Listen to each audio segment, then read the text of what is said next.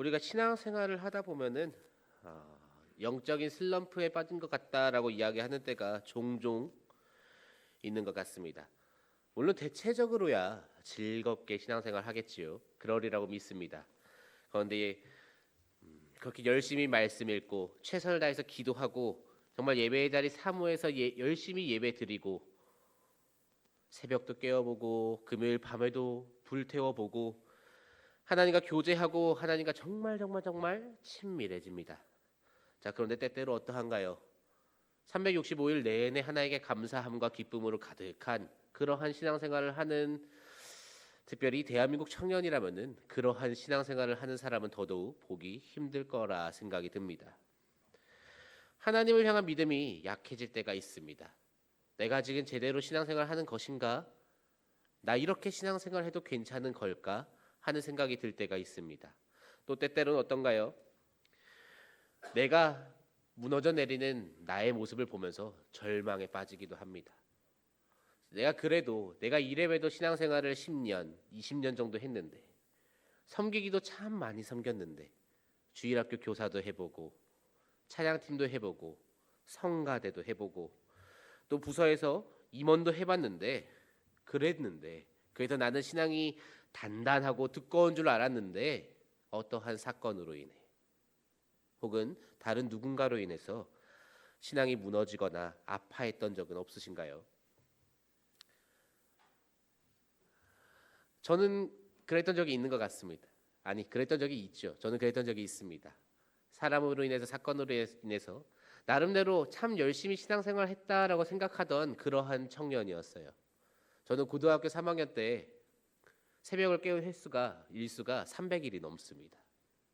괴물이죠. 그때 스스로 이렇게 난 괴물이다라고 생각을 했어요. 저는 20대가 지나가기 전에, 그러니까 정확히 말하면은 군대 입대하기 전에 딱 2달 만에 성경을 10번을 넘게 읽어본 사람입니다. 얼마나 열심히 하나님 섬기고 말씀 사모했겠습니까? 그런데 그랬던 제가 그 믿음을, 그 신앙이 다 무너져 내리는 그러한 일을 겪게 됩니다.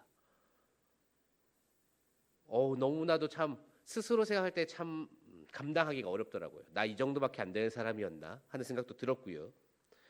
내가 열심히 쌓아올린 믿음인데 그냥 툭 건드린다고 해서 이렇게 무너져 내리는 건가 하는 그러한 생각도 들었습니다. 그런 상황을 두고 우리는 영적 슬럼프에 빠졌다라고 이야기를 하곤 하죠. 그런 상황이 저만 겪는 그러한 상황인가요? 나만 겪나 봅니다. 그러한 상황을 우리는 종종 겪곤 하지요. 그럴 때마다 참 마음이 어려운 것 같습니다. 왜 그런가요? 내가 잘못하고 있다라고 생각이 드니까, 내가 정말 예수님께 너무나도 죄스러우니까 스스로를 좀 많이 찌르는 것 같습니다. 많이 아프게 해요. 이것밖에 되지 않느냐? 예수님께서 나를 위해 십자가에 달리셨는데, 나를 위해 그 채찍을 다 감당하셨는데 나는 이것밖에 안 되나 하면서 화도 내보고 스스로를 다그치기도 합니다. 때로는 그것이 좋은 자극이 되어서 한 걸음 더 나아갈 수 있게끔 도와주기도 하겠지요. 그런데 대부분의 경우는 내가 나를 다그친다고 해서 저는 좋은 일이 일어나는 거 본 적이 별로 없습니다. 다른 사람들에게 말할 때는 스스로를 조금 다그치고 스스로에게 조금 잔인할 정도로 칼같이 제서대해야 내가 성장할 수 있다라고 이야기를 하지만, 실제로 그렇게 하면은 나 자신이 사랑받지 못한다라는 그 마음으로 오히려 점점점 그 영혼이 죽어가는 것을 우리는 쉽게 보곤 합니다. 사랑하는 청년 여러분, 그렇게 생각하는 혹은 그러한 상황을 겪고 있을, 아니면 겪어보았을 여러분들께 오늘의 말씀이 위로와 평강이 되기를 주님의 이름으로 축복합니다. 오늘 말씀은 영적 슬럼프에 빠져 있는 엘리야라는 사람의 이야기를 다루고 있습니다. 엘리야, 그가 누구인가요? 우리가 엘리야가 누구이지 하고 몰라서 한참 동안 고민해야 되는 그러한 인물은 아닐 겁니다. 엘리야는 그 이름의 뜻이 나의 하나님은 여호와시다라는 그러한 뜻을 가지고 있습니다. 이미 그 이름에서부터 하나님을 찬양하고 하나님을 높이고 하나님을 나의 구주로 모시고 있다라는 것을 고백하는 그러한 믿음의 사람이에요. 우리가 신약 시대, 신약 성경에서 예수님께서 제자들을 데리고 변화산에 올라가셨을 때 그때 예수님 말고 나타난 두 명의 형상이 있었습니다. 누구인가요? 뭐 더 크게 대답하셔도 좋습니다. 저는 그런 거 별로 신경 쓰지 않습니다. 누가 나타나던가요? 모세와 엘리야가 나타나죠. 율법을 대표하는 모세와 그리고 선지자를 대표하는 엘리야가 나타나게 됩니다.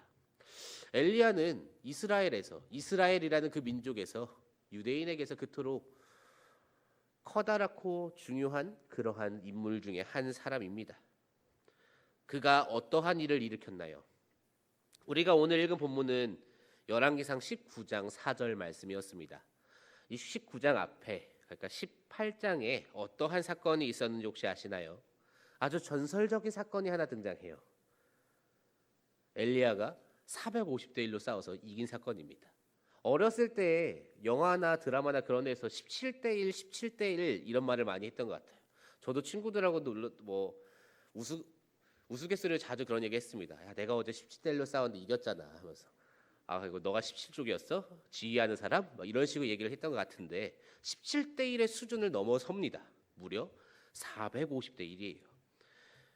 바알의 선지자 450명과 그리고 엘리야가 누구의 신이 진짜 신인가를 가리기 위해 겨루게 되지요. 불을 붙이지 않은 제사를 드리자라고 이야기를 합니다.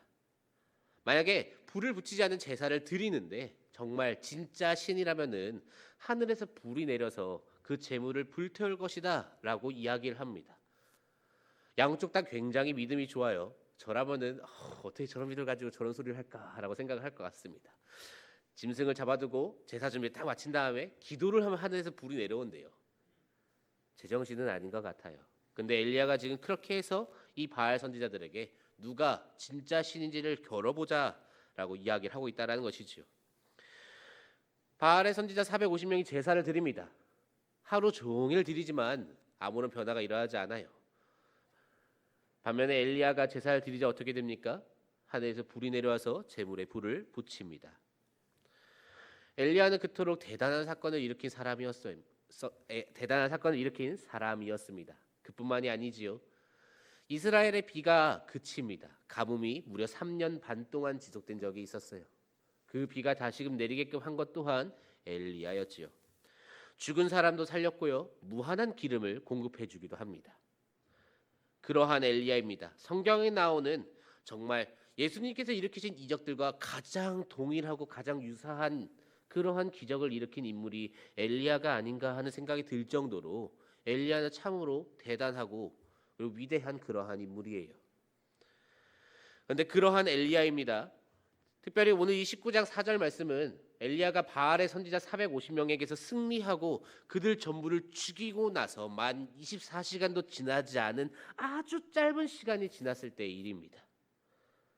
아합이 돌아갑니다. 그리고 자신의 아내 되는 이세벨에게 바알의 선지자들이 죽은 사건을 이야기를 합니다. 그러자 이에 대해서 이세벨이 어떻게 반응할까요?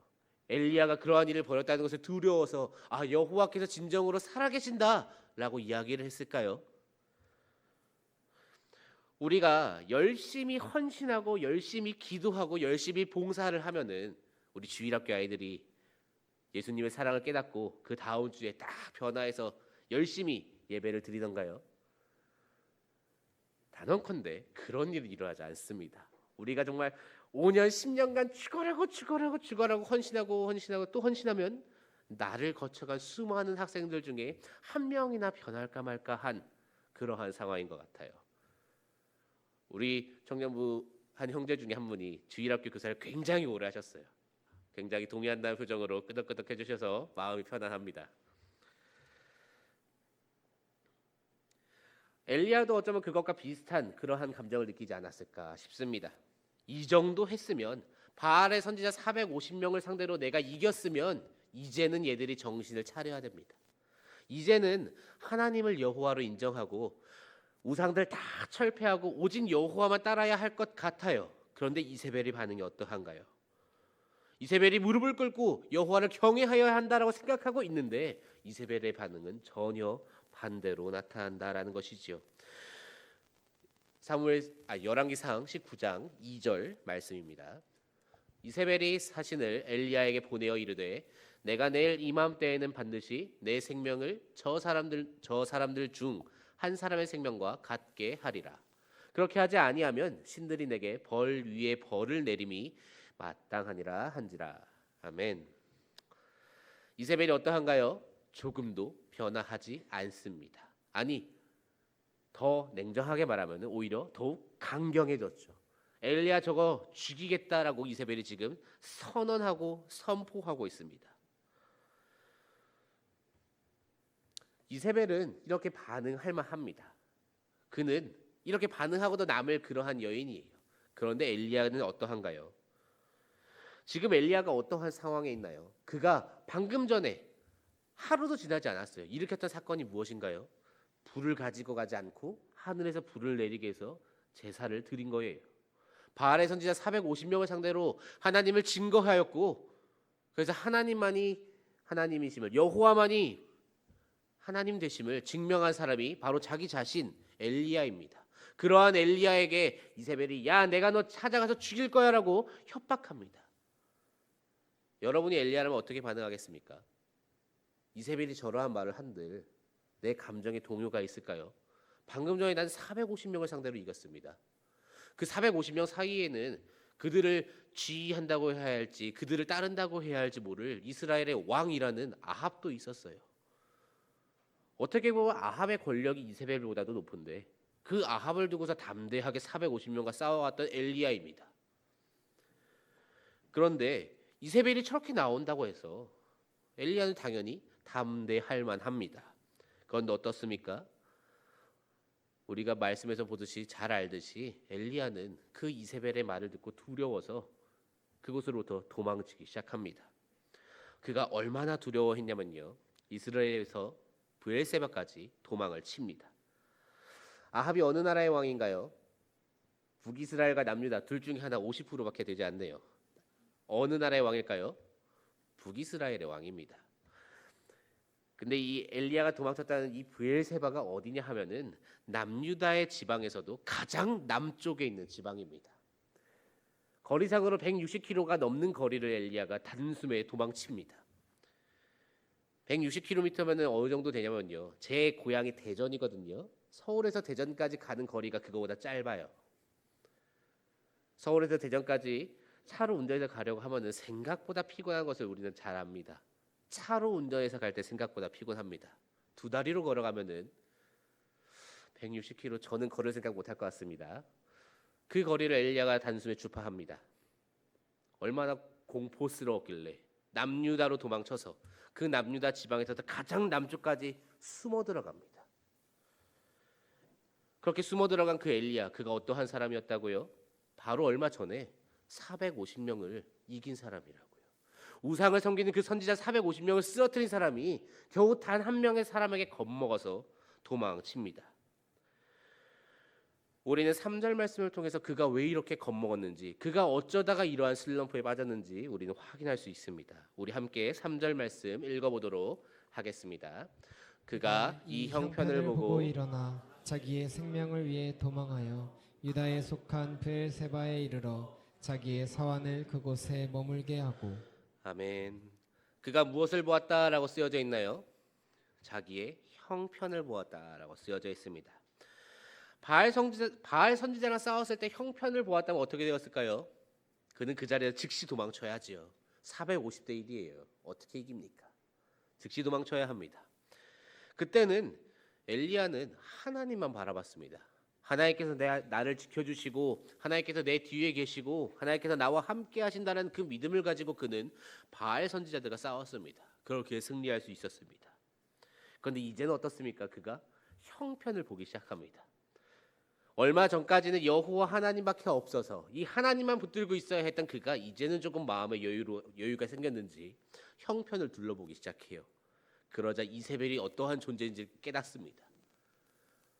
아, 이 사람은 우리나라의 왕비구나를 깨닫고 전력을 다해서 도망치는 것이지요. 사랑하는 우리 청년 여러분, 우리는 신앙생활을 하면서 우리의 형편을 보면은 절망만 느낍니다. 내가 슬럼프를 빠질 만한 그러한 상황이 내게 들어왔을 때 그 상황을 보고 그 상황에 집중하면 절대 우린 그것으로부터 이겨낼 수 없습니다. 당연히 주저앉고 만다라는 것이지요. 우리의 육신은 세상에 속해 있어요. 그렇기 때문에 부족한 것 천지고요, 모자란 것 천지입니다. 그런데 그 상황에서 우리가 형편을 바라보면 우리는 무엇을 바라봅니까? 내게 없는 것을 바라보기 시작합니다. 왜 나에겐 저것이 없을까? 왜 나에겐 저것이 없을까? 이게 한 걸음 더 나아가면은 왜 저한테는 저 사람에게는 저게 있는데 난 없지?까지 나가게 되고, 이게 반복되면 결국 하나님은 어떠한 존재인가요? 내게 아무것도 주지 않는 존재예요. 난 최선을 다해서 하나님을 섬겼는데 하나님이 내게 주시는 것은 아무것도 없는 존재. 그러한 하나님 뭐하러 섬기나요? 그러니까 어떻게 됩니까? 믿음을 버리고 교회를 떠나지요. 사랑하는 청년 여러분, 하나님의 선물은 이 땅의 것이 아닙니다. 이 땅의 형편을 살펴보고 있으면 우린 절대 하나님의 은혜를 느끼지 못합니다. 우리는 오직 여호와 하나님만을 바라보아야 합니다. 하나님만을 바라보고 그분의 역사하심을 바라볼 때 어떠한 일이 일어나나요? 450대 1을 이기는 그러한 기적 같은 일이 벌어진다라는 것이지요. 그렇게 역사하신 하나님만을 바라보시고 그렇게 역사하신 하나님을 기대하면서 오늘도 내일도 오직 하나님만 의지할 수 있는 우리 청년부가 될 수 있기를 소망합니다. 그렇게 이제 슬럼프로 인해 무너진 이 엘리야를 하나님께서 회복시켜 주시기 시작합니다. 어떻게 회복시켜 주실까요? 먼저는 그 육적인 회복을 시켜 주시기 시작합니다. 하나님께서 어떻게 시켜주시는지 한번 볼까요? 우리 4절 말씀을 다시 한번 읽어보도록 하겠습니다. 자기 자신은 광야로 들어가 하룻길쯤 가서 한 로뎀 나무 아래에 앉아서 자기가 죽기를 원하여 이르되 여호와여 넉넉하오니 지금 내 생명을 거두시옵소서. 나는 내 조상들보다 낫지 못하나이다 하고. 엘리야가 로뎀 나무 아래에 앉아서 죽기를 원한다고 기도합니다. 지금 엘리야의 이 기도는 진심이에요. 로뎀 나무가 어떻게 생긴 나무인지 아십니까? 저도 사실 잘 몰라서 사진을 하나 갖고 왔는데요. 로뎀 나무는 저기 보이는 게 로뎀 나무입니다. 저게 나무야? 라고 싶지만 저게 나무입니다. 그 옆에 있는 것이 사람이에요. 무슨 말인가요? 잘 커야 사람 키만 합니다. 살고 싶은 사람이 광야에서 저러한 나무 그늘에 들어가서 숨을까요? 그러지 않는다라는 거죠. 그는 지금 진심으로 죽기를 원하고 있습니다. 저러한 나무 그늘, 저 로뎀 나무의 그늘에 앉아서 햇빛을 피한다고 하는데 그것이 회복이 될까요? 되지 않겠지요. 그는 진정으로 죽기를 원하면서 하나님 나를 좀 죽여주세요라고 기도를 합니다. 그런데 우리가 잘 알고 있죠. 진짜로 죽고 싶었으면은 정령 그가 죽고 싶었으면은 저 로뎀 나무의 그늘에조차도 없었을 겁니다. 죽고 싶다고 말을 하지만 그의 진심은 살고 싶었겠지요. 하나님께서 그러한 엘리야의 기도를 들으십니다. 그래서 엘리야에게 천사를 보내세요. 그리고 그 천사를 통해서 먼저 엘리야의 육신을 회복시키기 시작하십니다. 그것이 5절 말씀에 있습니다. 우리 5절 말씀 함께 보도록 하겠습니다. 로뎀 나무 아래에 누워 자더니 천사가 그를 어루만지며 그에게 이르되 일어나서 먹으라 하는지라. 아멘. 하나님께서 엘리야를 먹이십니다. 그의 육체에 다시금 힘을 불어넣기 시작하세요. 그리고 어디론가 데리고 가시려고 합니다. 그곳이 오늘 성경에서 우리가 볼 수 있는 호렙산이라는 곳입니다. 호렙산까지 무려 40일을 걸어갑니다. 40일을 걸어갔다라는 것은 무엇을 의미하나요? 하나님께서 40일간 그를 지켜주셨다는 것을 의미하지요. 그를 회복시키기 위해서 하나님께서 참 많은 노력을 하고 계세요. 예전에는 까마귀로 먹이시더니 오늘은 천사로 먹이고 계십니다. 우리의 주님은 이런 분이라는 거죠. 우리에게 아무것도 주지 않는, 나에게는 은혜를 베풀지 않고 저 사람에게만 은혜를 베푸는, 그러면 참으로 못되고 인색한 주님이 아니라 내게 천사까지 보내시면서 먹이시는 분이 우리의 주님이라는 것이지요. 고통 속에 있을 때가 있을 겁니다. 힘들 때도 있겠지요. 그러나 주님은 그 모든 것을 다 알고 계십니다. 포기하지 않으세요. 나는 나를 포기했지만 하나님은 날 포기하지 않아요. 힘을 더해 주십니다. 천사를 통해서 먹이시고 그 육신에 힘을 더하십니다. 우리가 해야 할 일은 무엇인가요? 하나님께서 주신 그 에너지, 그 힘을 공급받으면서 그 손을 잡고 일어나서 하나님께서 이끄시는 곳, 그 호렙을 향해서 발을 내딛는 것이다라는 거죠. 사랑하는 청년 여러분, 혹여나 지친 영혼이 있으십니까? 로뎀나무 그늘 밑에 주저앉고 싶으십니까? 주저앉으세요. 주저앉으셔도 괜찮습니다. 우리가 로뎀나무 아래 주저앉을지언정 하나님께서 우리에게 천사를 보내주시리라 굳게 믿습니다. 여러분의 손을 잡고 인도하실 그 하나님을 신뢰하면서 일어나서 걸으십시오. 주저앉는 것은 문제가 되지 않습니다. 하나님께서 먹여주시고 일어나라 할 때 일어나기만 하면 됩니다. 그러한 하나님께서 우리에게 오셔서 우리의 손을 붙들고 호렙으로 인도하실 때 그 하나님께서 주시는 그 힘을 의지하여서 앞으로 걸어갈 수 있는 주님의 은혜가 가득하기를 소망합니다. 자, 육적인 회복으로 끝이 나지 않죠. 육적인 회복으로 끝이 나지 않습니다. 하나님께서는 영적으로도 회복을 시켜 주십니다. 오늘 본문 12절 말씀입니다. 우리 함께 읽도록 하겠습니다.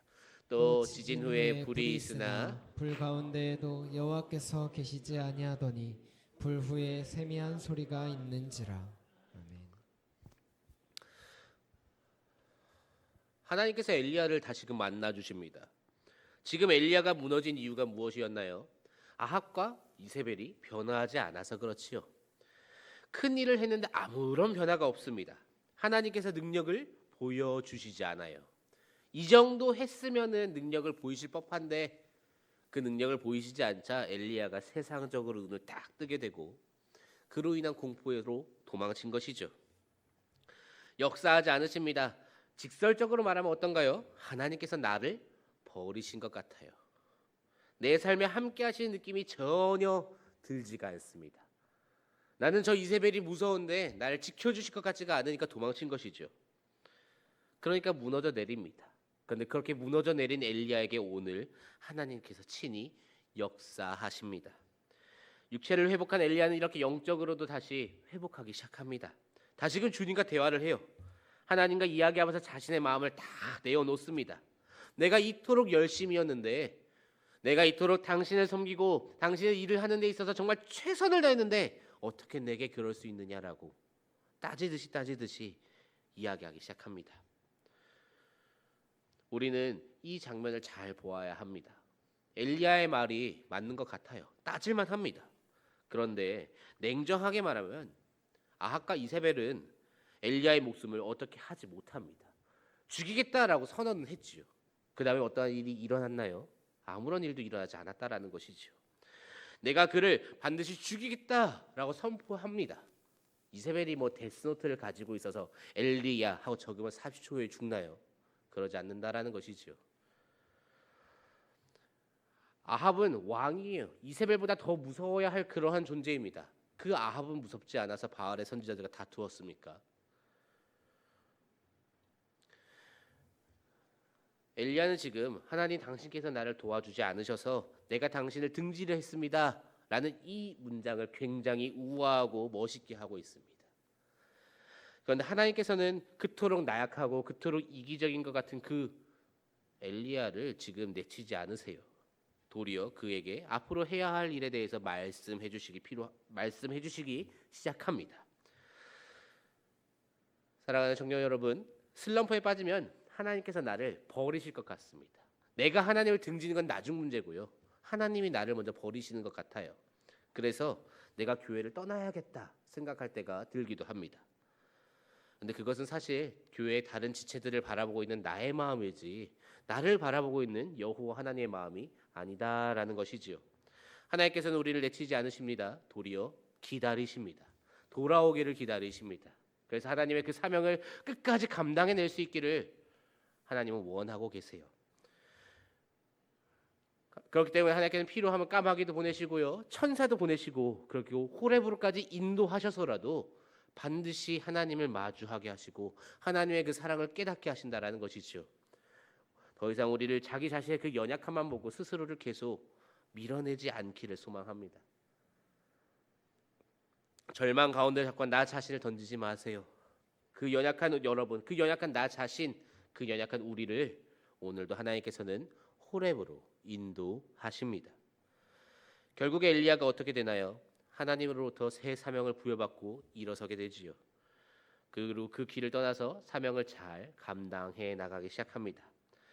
하나님의 백성은 하나님의 사명을 붙들고 그리고 하나님의 사명에 오롯이 설 때, 하나님의 사명 앞에 오롯이 서 있을 때 온전한 회복을 이루게 됩니다. 우리는 오늘 말씀을 통해서 특별히 그 엘리야를 통해서 그가 겪은 슬럼프를 통해서 우리는 이 사실을 발견할 수 있습니다. 한 가지 질문을 해보려고 합니다. 여기서 내가 성경에 등장하는 엘리야보다 조금 더 잘났다라고 생각하는 그러한 청년 있으신가요? 없으리라 생각합니다. 나는 죽은 사람 살려봤다. 나는 물을 치면 물이 갈라진다. 없지 않습니까? 그런 엘리야도 무너졌는데 왜 우리는 무너지는 것에 대해서 그토록 자책하시나요? 무너질 수도 있지요. 무너지면 무너져 내리면 되지요. 우리는 무너질지라도 하나님은 우리의 그 무너져 내리는 손을 놓지 않으리라 확신합니다. 저라고 무너진 적 없었겠습니까? 저도 나락의 끝을 한번 찍어본 사람입니다. 저도 하나님께 기도했습니다. 하나님, 내일 아침에 내가 눈 뜨는 일 없게 해주세요. 만약에 내가 눈을 뜨면 당신은 세상에 존재하지 않는 겁니다. 라고까지 저도 기도했어요. 다음날 어떻게 되었을까요? 눈을 떴지요. 눈을 떴으니까 이 자리에 서 있겠죠. 그토록 나를 좀 제발 죽여달라고까지 기도했었습니다. 거기까지 기도하니까 근데 하나님께서 사람을 보내세요.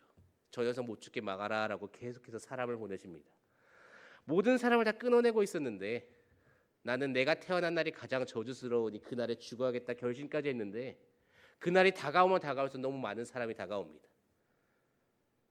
그날이 다가오면 다가올수록 나는 나를 사랑하지 않는데 하나님이 나를 얼마나 사랑하는지를 뼈저리게 깨닫게 됐습니다. 그래서 이 사랑을 주님 다른 사람들에게도 전해야겠습니다라고 잠깐 감정이 올라와서 기도를 했는데 하나님께서 그래 너 잘 걸렸다 하고 쭉쭉쭉 이끄셔서 정신을 차리고 보니까 안수를 받았더라고요. 이제는 되돌릴 수가 없어요. 큰일 났습니다. 아이고, 이렇게 나약한 저를 위해 많이 기도해 주셔야 됩니다. 사랑하는 청년 여러분, 우리의 그 나약함을 인정할 수 있기를 소망합니다. 우리는 강하지 않아요. 우린 너무나도 나약해서 무너지는 것이 당연합니다. 성경에 등장하는 모든 인물들 중에 무너지지 않은 사람이 어디에 있습니까? 엘리야도 무너졌고요. 아까 또 다른 형상 누구인가요? 모세? 그도 무너졌지요. 우리는 그들보다 잘난 게 없어요. 그런데도 불구하고 그들조차도 무너진데 우리는 왜 나의 무너짐을 두고 스스로 자책하고 나는 이것밖에 되지 않아 하면서 스스로 더욱더 절망 속으로 밀어넣느냐는 것이죠. 괜찮아요. 힘들 수 있습니다. 그 힘들 때 우리는 그냥 주님을 더욱 의지하며 나아가면 됩니다. 힘들다고 하여서 하나님을 포기하고 힘들다고 하여서 예수 그리스도의 이름을 포기하고 그것들을 다 버리고 주님을 등지고 도망가는 것이 아니라 도리어 힘드니까 하나님 저 너무나도 힘듭니다. 그러니까 제발 나 좀 일으켜 주세요 라고 기도를 할 때 하나님께서는 우리에게 천사를 보내시고 다시금 호렙으로 부르시고 그리고 우리를 일으켜 주시리라 확신합니다. 우리가 가장 연약해졌을 때 그때 하나님께서는 우리의 삶에 가장 크게 역사하십니다. 우리가 오직 하나님만을 의지할 때 하나님께서는 책임져 주시고 우리를 회복시켜 주십니다. 주저앉고 싶으시면 주저앉으세요. 죽여달라고 기도할지언정 다만 오직 여호와 하나님만큼은 찾으십시오. 하나님께서는 여러분을 그냥 내버려 두시지 않으리라 확신합니다. 죽여달라고 기도한 그 엘리야가 다시금 사명을 되찾고 일어선 것처럼 우리도 다시금 새 힘을 찾고 일어설 줄로 믿습니다. 그렇게 모든 것을 역전시키는 우리의 주님께서 저와 여러분의 삶에 역사하여 주시는 회복시켜 주시고 다시금 새 사명을 부여하시는 그러한 은혜가 가득하기를 주님의 이름으로 축복합니다.